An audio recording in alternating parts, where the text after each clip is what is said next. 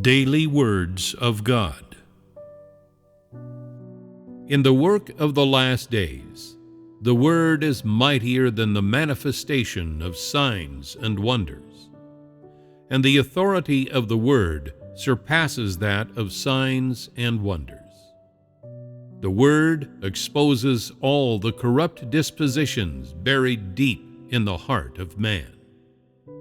You have no way of recognizing them on your own. When they are laid bare before you through the Word, you will naturally come to discover them. You will not be able to deny them, and you will be utterly convinced. Is this not the authority of the Word? This is the result achieved by the work of the Word today.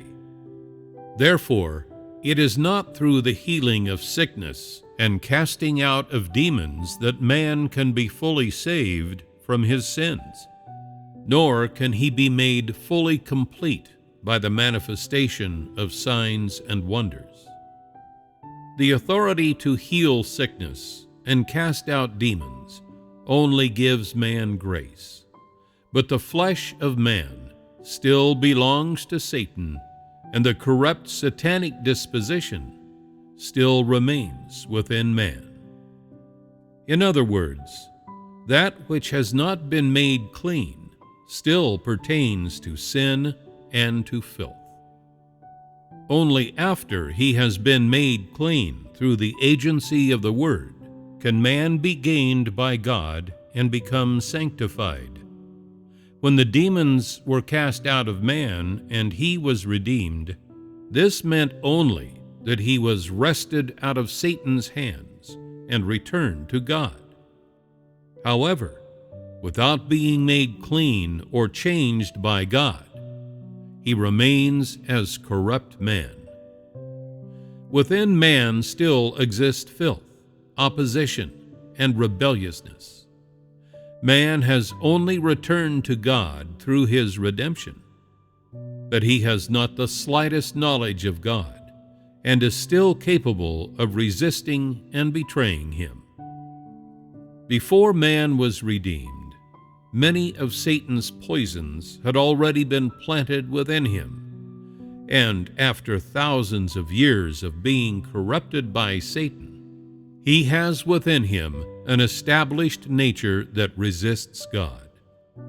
Therefore, when man has been redeemed, it is nothing more than a case of redemption, in which man is bought at a high price.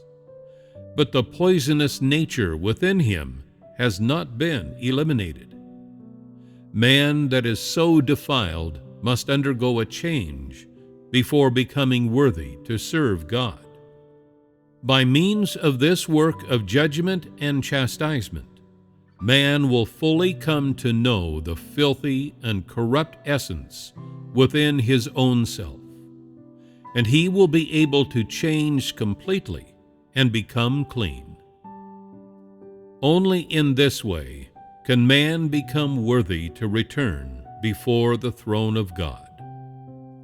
All the work done this day is so that man can be made clean and be changed. Through judgment and chastisement by the Word, as well as through refinement, man can purge away his corruption and be made pure. Rather than deeming this stage of work to be that of salvation, it would be more apt to say it is the work of purification. In truth, this stage is that of conquest, as well as the second stage in the work of salvation. It is through judgment and chastisement by the Word that man arrives at being gained by God, and it is through the use of the Word to refine, judge, and disclose that all of the impurities, notions, motives, and individual aspirations within man's heart are completely revealed.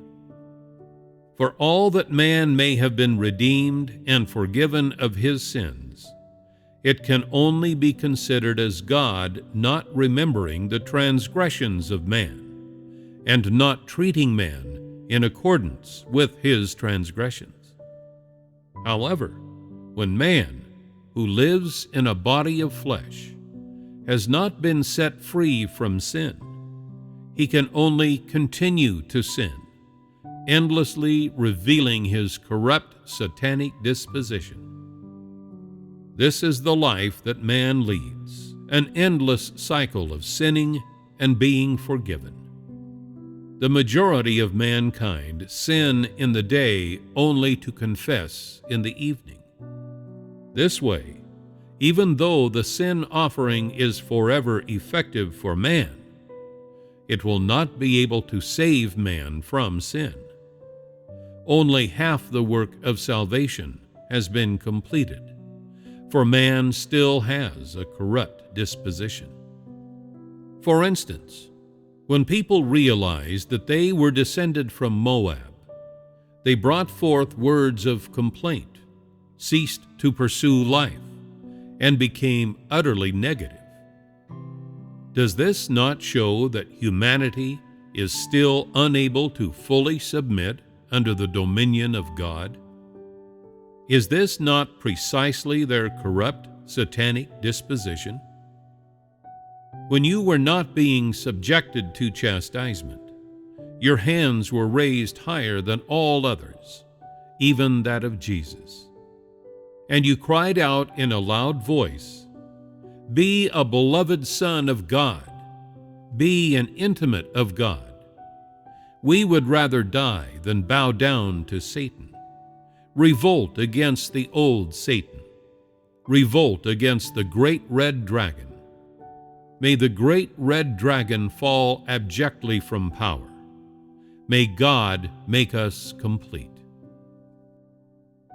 Your cries were louder than all others. But then came the time of chastisement, and once again, the corrupt disposition of humanity was revealed. Then their cries ceased, and their resolution failed. This is the corruption of man, running deeper than sin. It is something planted by Satan and deeply rooted within man. It is not easy for man to become aware of his sins. He has no way of recognizing his own deeply rooted nature, and he must rely on judgment by the Word in order to achieve this result. Only thus can man gradually be changed from this point onward. Man shouted thus in the past because he had no understanding of his inherent corrupt disposition. These are the impurities that exist within man. Throughout such a long period of judgment and chastisement, man lived in an atmosphere of tension. Was this not all achieved through the agency of the Word? Did you not also cry out with a very loud voice prior to the trial of the service doers? Enter the kingdom. All those who accept this name shall enter into the kingdom. All shall partake of God. When the trial of the service doers came, you no longer cried out. At the very beginning, all cried out, "O God, wherever you place me, I shall submit to being steered by you." Upon reading the words of God, "Who will be my Paul?" people said, "I am willing." Then they saw the words, "And what of the faith of Job?"